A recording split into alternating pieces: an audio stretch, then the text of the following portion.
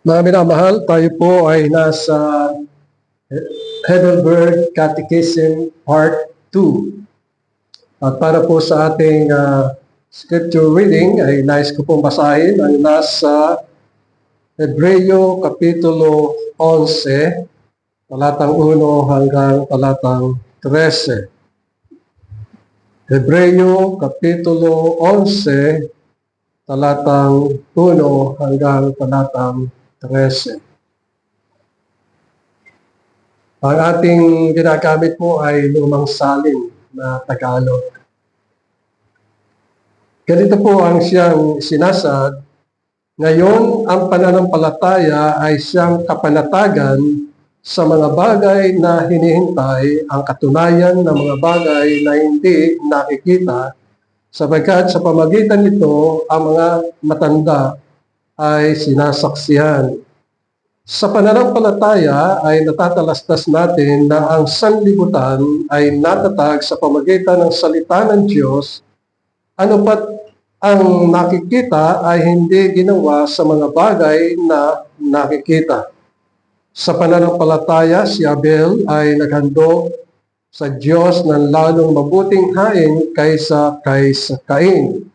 Sa pamagitan nito ay sinaksihan, sa kanya siya'y matuwid na nagpapatotoo ang Diyos tungkol sa kanya mga kaloob, at sa pamagitan nito'y patay na siya ay nagsasalita pa.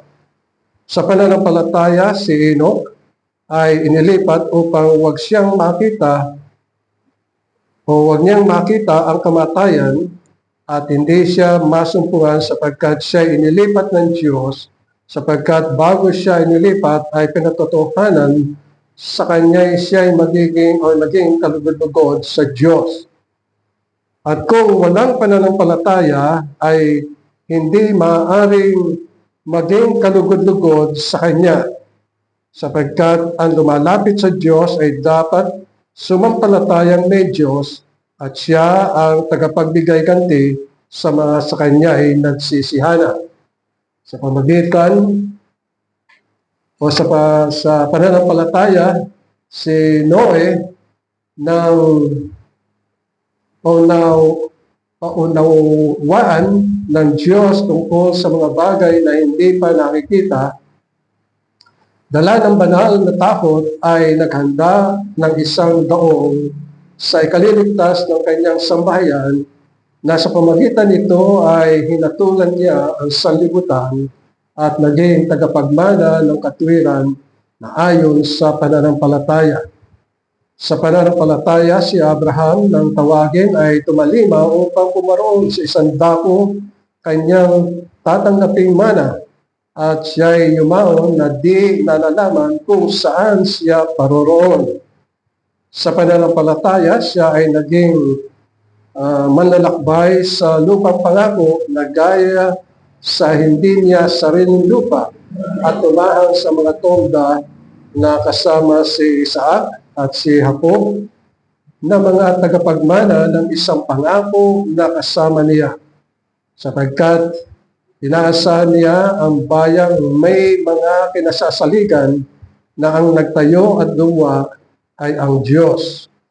Sa pananampalataya, si Sarah rin ay tumanggap ng lakas upang ipaglihim ang binhi nang lipas na ang kanyang gulang, palibasay inari niyang tapat ang nangako.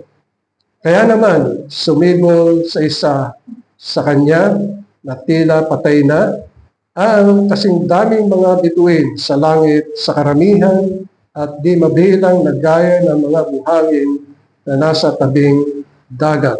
Ayon sa pananampalataya ay nangamatay ang lahat ng mga ito na hindi kinamtan ang mga pangako, ngunit kanilang nakita na natanaw mula sa malayo, at kanilang pinahayag na sila'y pawang taga-ibang bayan at naglalakbay sa ibabaw ng lupa.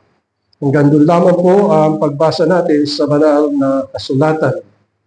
Mga minamahal, tayo po ay nasa Lord's Day 7 at ikalawang bahagi. Diyan po sa ating church bulletin ay masusupungan po natin ang tanong bilang 20 na may sagot hanggang tanong bilang 23. At dito ay tinutukoy, mga minamahal, tungkol sa pananampalataya.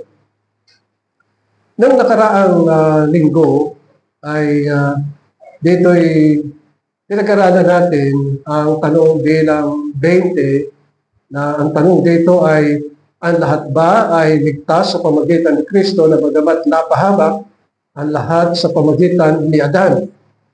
So, ipinapahayag dito ng katuruan ng banal na kasulatan na hindi lahat ng tao ay ligtas, kundi yun lamang mga nakaumpong kay Kristo na tumanggap ng pagpapala sa pamagitan ng pananampalataya. So ang magiging paksa po natin ngayon ay ang kaloob na pananampalataya na sinasaad dito sa tanong bilang 21 at nais ko pong muling basahin ito hanggang talatang 23. Na talatang 21 o talatang 21, ang sabi dito, ano ang pananampalataya? Ang sagot dito, ang tunay na pananampalataya ay hindi lamang kaalaman at paninindigan na ang lahat ng ipinahayag ng Diyos sa kanyang salita ay totoo. Ito rin ay may malalim na katiyakan na nilikha ng banal na Espiritu sa pamagitan ng Ebanghelyo na mula sa lubos na biyaya na maging karapat-dapat tayo kay Kristo. Hindi lamang ang iba, kundi maging sa aking mga kasalanan ay ipinatawad na naging matuwid sa Diyos na walang hanggan at kaloob na kaligtasan. Sa tanong bilang 22, ano ngayon ang nararapat na sampalatayanan ng isang Kristiyano? Ang sagot, ang bawat pangako ng Diyos sa atin sa pamagitan ng Ebanghelyo na ipinahayag ang buod ng Ebanghelyo para sa atin, pananampalatayang Kristiyano, na kredo na walang pag-alinlangan ang kapahayagan sa lahat ng panahon ng sanlibutan. At sa tanong bilang 23, ano ang mga artikulong ito? So nabasa natin kanina sa ating pagpapahayag ng ating pananampalataya ang Apostles' Creed. Kaya hindi na natin ito babasahin sapagkat dito ay tinutukoy ng banal na kasulatan ang tungkol sa pananampalataya. So, nais natin na lumalim ang ating pananampalataya sa pamagitan ng Heidelberg Catechism. Sapagkat dito ay tinuturuan tayo ng tungkol sa pagkakaugpong sa Panginoong Jesucristo. At para lalo nating maunawaan, ay nais kong buksan natin ang Mateo Kapitulo 13. Dito sa Mateo Kapitulo 13, ay nahayag dito ang tungkol sa 4 na klase ng lupa. Dito ay sinasaad ang isang talinghaga na ipinagkaloob ng Panginoon sa mga lubhang maraming tao, sapagkat sa Kapitulo 13 ng Mateo ay ang Panginoong Jesucristo ay nasa tabing dagat at nakisama, talatang 2, sa kanya ang lubhang maraming tao, ang nagpatlulan siya ng isang daong na nakaupo at ang buong karamihan ay nangatayo sa baybayin. Siguro mamamangha kayo na ang Panginoon ay nasa bangka or daog. Tapos, nagsasalita siya ng mga talinghaga. Yung mga tao ay nasa baybayin at nakikinig. Nung araw, wala pang ganitong sistema ng microphone na ginagamit. Alam ba ninyo na sa kapangyarihan ng Panginoon, yung salita na kanyang binibigkas ay dinadala ng hangin. At yan ay mapapatunayan nyo. Pag ang salita, ay halimbawa nasa bundok, pababa, yung nasa baba, nadidinig yung sinasabi sa iyo. Dito naman ay kamangha-mangha na yung salita ng Panginoon ay dinadala ng hangin sa mga tao, sa pandinig ng mga tao. Gayun din ang salita ng Panginoon. Ang Panginoon ay nagsalita. Pero ito ay dinadala ng banal na Espiritu sa pandinig ng mga mananampalataya. O kaya nga, ang talanghagang ito ay kanyang ibinigay. Ang banal na Espiritu ang siyang nangunguusap sa puso ng mga mananampalataya. Kahit sa hindi mga mananampalataya, malalaman nila. Pero may mga bagay na dapat nating isaalang-alang. Dito ay sinasabi sa talatang 4 ay ang binhi ay nahasik sapagkat merong isa na naghahasik. Sabi sa talatang 3, narito ang mga hasik ay umaon upang maghasik. At sa talatang 4, ang sinasabi dito ay sa paghasik ay nanguhulog ang binhi sa tabi ng daan. Dumating ang mga ibon at kinain nila. Ano nangyari? Ibig sabihin, yung sinaboy na binhi ay hindi nag-ugat. Nanatili doon kasi yung lupa ay matigas. At kung matigas, wala ring tubig, hindi malambot. So ang ibinibigay dito, mga minamahal, ay ang klase ng puso ng tao na kahit niya nadidinig nila ang salita ng Panginoon, hindi pumapasok sa kanilang puso kasi matigas. So yan ang isang bagay na ating makikita. Ikalawa, ang sabi sa talatang 5, yung binhi ay naihasik, naisabog sa mga batuhan. At doon, ang sabi ay walang sapat na lupa pagdakay sumibol sapagkat hindi malalim ang lupa. So yung batuhan, hindi lamang matigas, kundi bato. Pero kukunti lamang yung tinatawag na lupa. So hindi siya nag-ugat. Natuyo siya, naparan siya, nawala. So, ito ang ikalawa. Pangatlo, ang sabi sa talatang 7, ay yung binhi ay nahulog sa mga dawagan. Yung dawagan ay mga tinikang halaman. Doon napunta.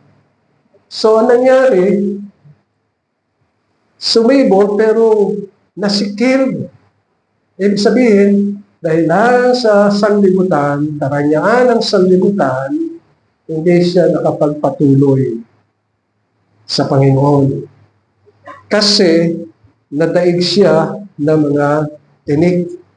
Kasi ang sabi dito, ang iba'y nangahulog sa mga dawagan o mga tinikan na halaman at nagsilaki ang mga dawagan at ininis ang mga yun. So, hindi rin lumago na parang nawala. At yung ikaapat ay tinutukoy dito na ang binhi ay nanghulog sa mabuting lupa. Ang tukoy dito ay mabuti. Bakit? Sapagkat nag-ugat yung binhi at lumaki, tumubo yung binhi at nagbunga, sabi dito. At nagbunga, ang ilay tig-100 at ang ilay taga-6 na po at ang ilay tig-30. Kaya ang sabi ng Panginoon, ang may mga pakinig ay makinig. Dito mga minamahal, ay tinutukoy dito ang tungkol sa salita ng Panginoon na nag-uugat sa puso ng mga mananampalataya. Sapagkat kung ating titingnan, yung nakaraan, may mga tao na, okay, naniniwala. Katunayan, yung iba ay, memorize yung Apostles' Creed. Minsan nga, may pinuntahan ako isang opisina. Ay yung kausap ko doon ay cashier. Tapos, alam niya kay pastor, pinagmamalaki niya ang tungkol sa Apostles' Creed.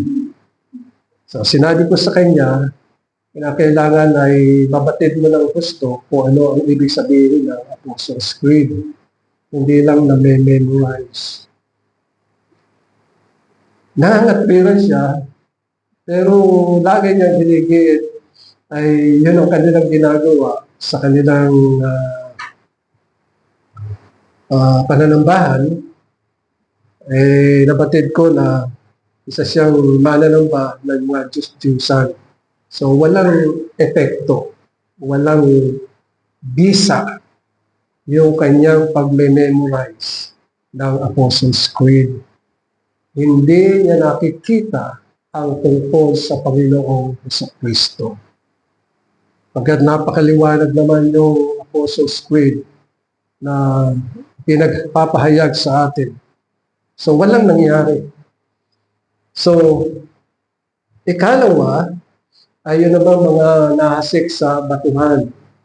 Ang ilan ay nagpapahayag, sila'y mayroong pananampalataya. Pero kinalaunan, hindi mo na rin makakita sa iglesia. Wala rin. At ang kanilang iginigit ay hindi masaya. Naghahanap sila kung saan masaya ang kanilang katawan. Imbes na maging masaya ang kanilang kaluluwa dahil sa salita ng Panginoon. Kaya't naging matigas ang kanilang puso parang bato. Kasi sa batuhan, nahasik ang salita ng Panginoon. Yung ikatatlo naman ay pinapahayag naman dito na isang klase ng lupa na nagpagilas, nagpahayag ng pananampalataya at kinalaunan hindi rin nakapagpatuloy sapagkat naengganyo siya sa trabaho, naengganyo siya sa kalayawan ng sanlibutan. Kasi pag mayroong trabaho, ang inuuna muna niya ay yung kanyang sarili. Kaya iniinis siya ng tinik na halaman. At yun ay tungkol sa sanlibutan. Ang sanlibutan ay nagpapahayag ng karangyaan. Pero alam natin, ang karangyaan ito ay pansamantala. Mawawala. Kaya nga, naalala natin yung mga sunog sa California. Ilang bahay na milyon-milyones ang natutok. O ngayon, ano nangyari? Mga homeless na sila. Wala nang bahay. Ganun kadali kung ang Diyos ay magbibigay hatol sa nagmamalaki sa kayamanan.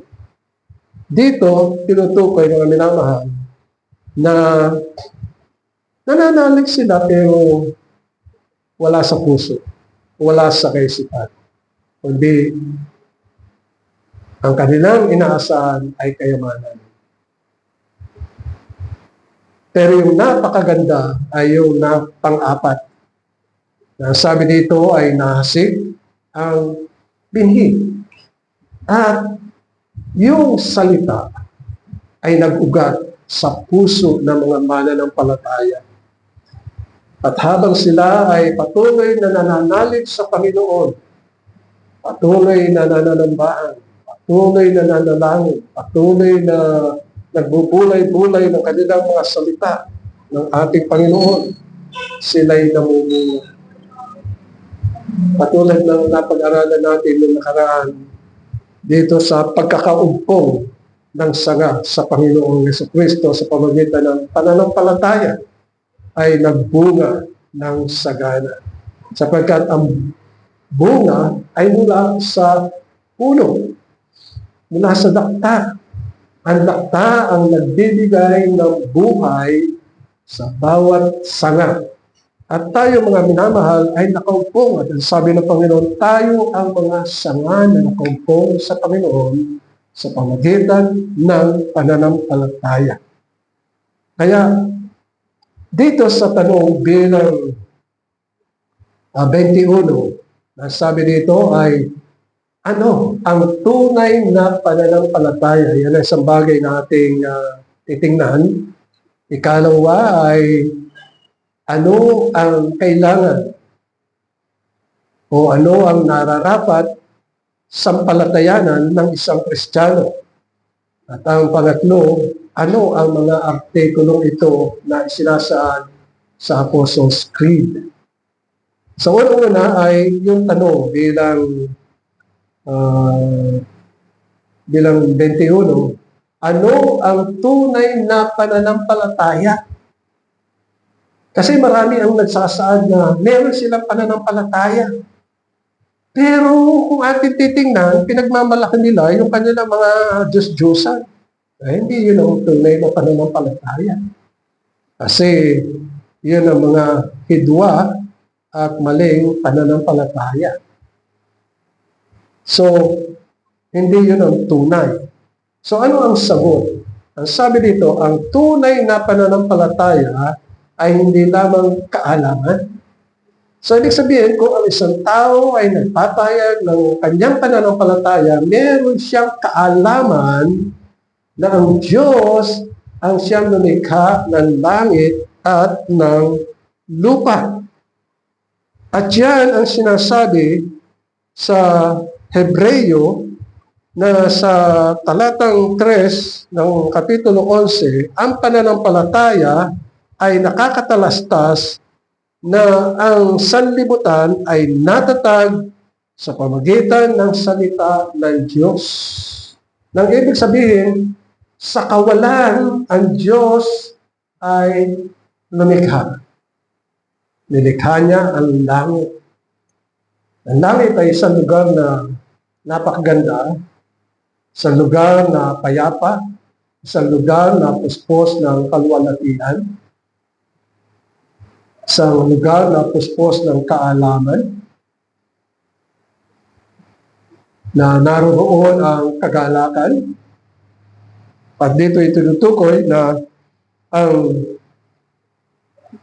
Panginoon ang siyang nilikha. Kaya ang mga mananampalataya ay mayroong kaalaman. Kaya sabi dito, hindi lamang kaalaman, meron ding paninindigan sa lahat na ipinahayag ng Diyos.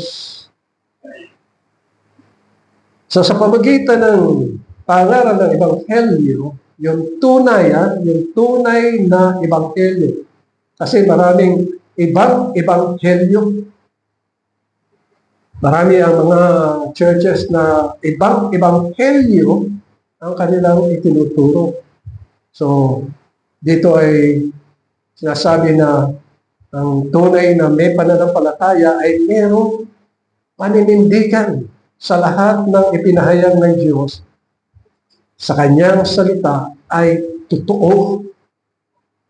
Ito rin ay may malalim na katiyakan na nilikha ng banal na Espiritu sa pamamagitan ng Ebanghelyo. Sapagkat sa buhay ng isang mananampalataya, ang tungkulin ng banal na Espiritu ay pagtibayin, patatagin ang mga salita ng Panginoon sa pamamagitan ng kanyang kapangyarihan. Kaya't ang mga mananampalataya ay natuturuan, nagagabayan, sapagkat ipinagkaloob ng ating Panginoon sa Kristo ang Espiritu ng katotohanan upang ipabatid, upang lumago ang mga mananampalataya. At yun ang sinasabi dito, na mula sa lubos na biyaya, maging karapat-dapat tayong kay Kristo. So ang kaligtasan ay biyaya sa pamagitan ng pananampalataya. Hindi lamang ang iba, kundi maging ang aking kasalanan ay itinatawad na maging matuwid sa Diyos na walang hanggan at kaloob na kaligtasan.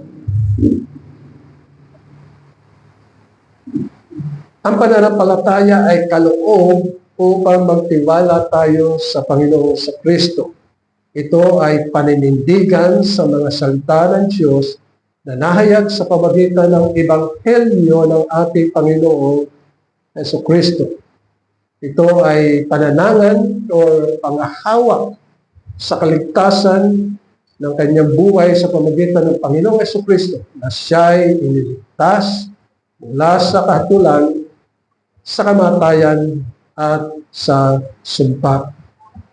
Na isang mananampalataya ay pinatawad sa kanyang mga kasalanan at nilinis sa pamamagitan ng banal na dugo ng ating Panginoong Kristo.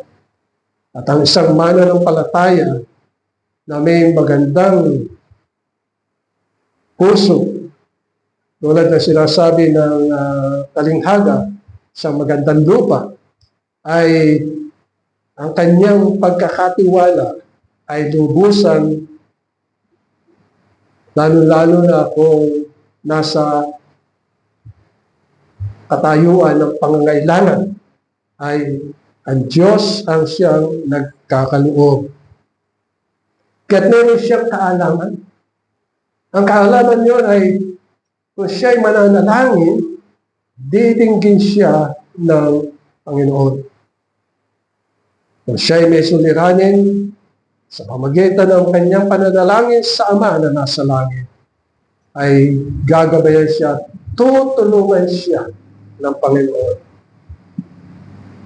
Kaya nga ang pananampalataya ay pagkakaisa, pagkabuklod, pagmamahalan sa isa't isa.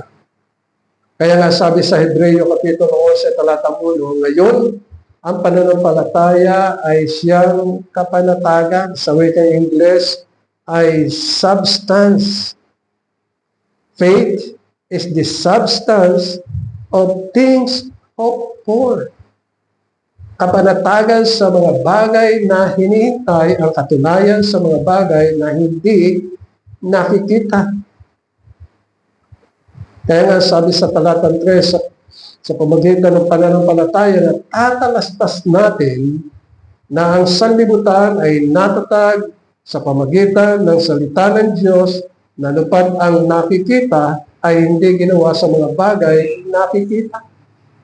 Nang ibig sabihin ay ang langit at ang lupa ay ginawa o nilikha ng Panginoon sa kawalan. Ibig sabihin, ang kalawakan ay wala pa. Walang laman. Kasi iba ang tao eh. Ang tao makakagawa lamang ng disenyo kung andyan ang materyales. Pero ang Diyos, wala siyang pinagkunan na materyales. Halimbawa, ano yung mga bagay na espiritual? No? Paglalang niya o paglikha niya ng langit, kundi sinabi niya magkaroon ng langit at nagkaroon. Gayun din ang lupa. Gayun din ang mga bituin. Saan ang galing ang mga bituin? Sa salita ng Panginoon, ng kanyang paglikha. Gayun din ang mga planeta.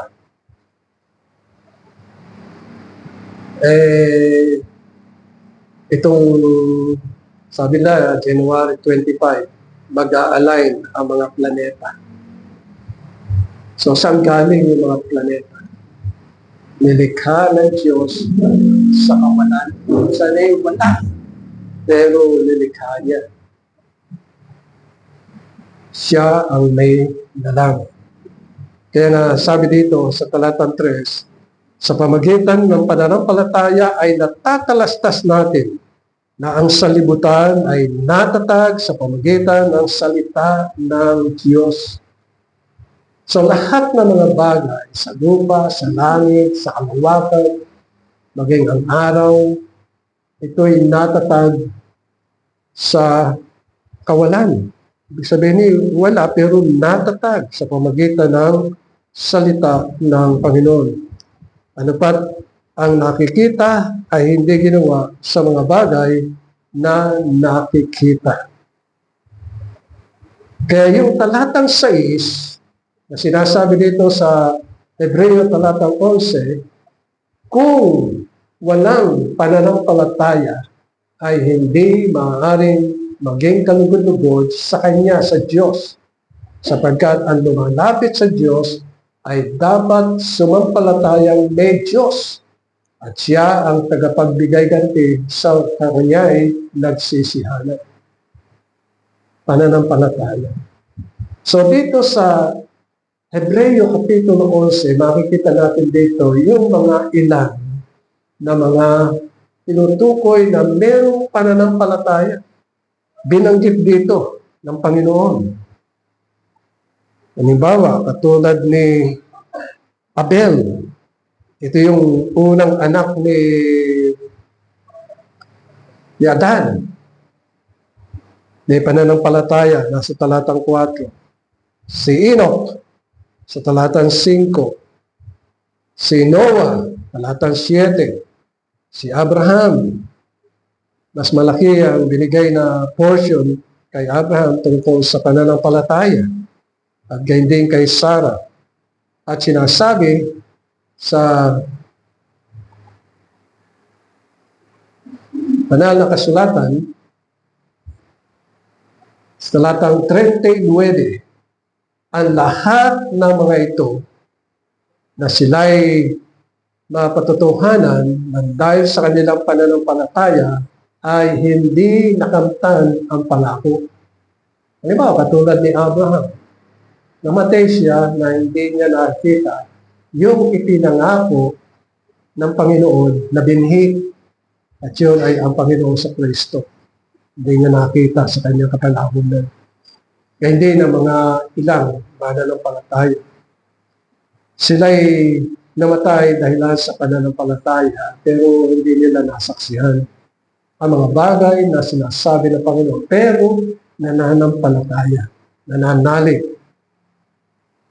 Kaya sabi sa talatang 40 na ipinaghanda ng Diyos ng lalong mabuti bagay tungkol sa atin upang sila'y huwag maging sakdal na bukod sa atin. Kaya napakaganda na makita natin ang paglago ng isang mananampalataya sa pamagitan ng pananampalataya. Kaya dito sa Heidelberg Catechism, ay itinuturo dito ano ang pangangailangan o ano ang nararapat. Halimbawa, sabi sa tanong bilang 22, ano ngayon ang nararapat na sampalatayanan ng isang Kristiyano? So, iniligay sa atin at ibinibigay sa atin yung pinaka-basic na pangangailangan pagdating sa Heidelberg Catechism. So, ang sagot dito, ang bawat pangako ng Diyos sa atin sa pamamagitan ng Ebanghelyo. So, alam na natin kung ano ibig sabihin ng Ebanghelyo. Ibig sabihin ay bagong balita. Ang balita tungkol sa Panginoong Kristo. Na ang Ebanghelyo ay tungkol sa Panginoong Kristo. Ang Panginoong Kristo ang Ebanghelyo. Sapagkat siya ang ibinigay na pangako ng Panginoon sa ikaliligtas na sino man sa kanya ay sumampalataya. Kaya ang sabi sa tanong, ano ang nararapat? Ang sagot dito ay ang bawat pangako ng Diyos sa atin sa pamamagitan ng Ebanghelyo na ipinahayag ang buod ng Ebanghelyo para sa ating pananampalatayang Kristiyano na kredo na walang pag-alinlangan at kapahayagan sa lahat ng panahon ng sanlibutan. So, ang credo, ang Apostles' Creed, ay ibinigay sa atin. At Apostles' Creed ay nahati sa 3 bahagi o inyong papansinin. Ang unang bahagi dito ay tungkol sa ating amang makapangyarihan, na siya ang melikha ng langit at ng lupa.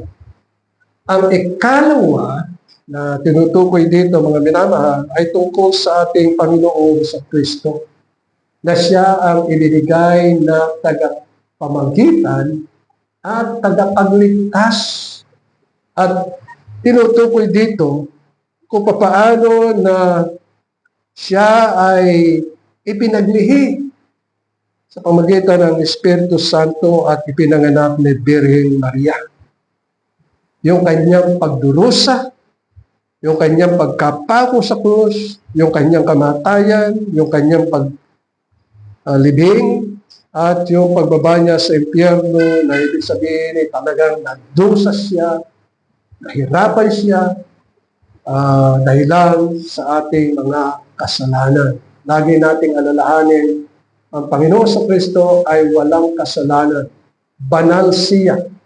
Ngunit yung kanyang ginawa ay para sa atin, naging makasalanan dahil sa atin.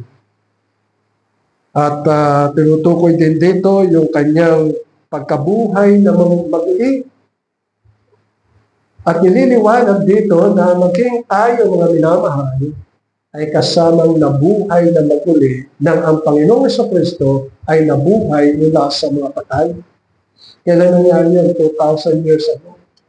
Kasama na tayo doon na nabuhay na maguli. Kasama tayo ng ating Panginoong Kristo. At naghihintay ang lubusan at ganap na tayo'y babaguhin ng Panginoon kasi hindi pa kasama yung ating katawan. Subject pa rin tayo sa kamatayan. Pero hindi nangangahuli ka na tayo ay nalulungkot. Nagagalak tayo.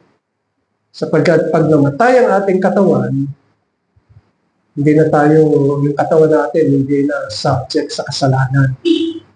Dadalisayin, babanalin, at magiging isang katawang katulad ng ating Panginoong Jesucristo.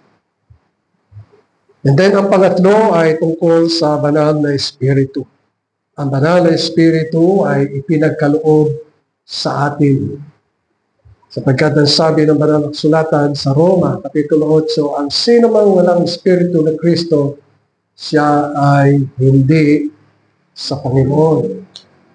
Kaya dito tinutukoy, mga minamahal, ang mga gagawin ng banal na Espiritu ay kanyang pipisanin ang mga mananampalataya at lubusan ang kapatawaran sa kasalanan at sila'y bubuhayin ng lubusan. Yung katawan at kaluluwa ay magsasanib at sa Panginoon magpakailanman. Alam niya, pag pinag-aralan natin ang mga bagay niyon, talagang makikita natin, mga minamahal, kung paano na ang Panginoon ay napakabuti sapagkat tayo'y sa Panginoon magpakailanman.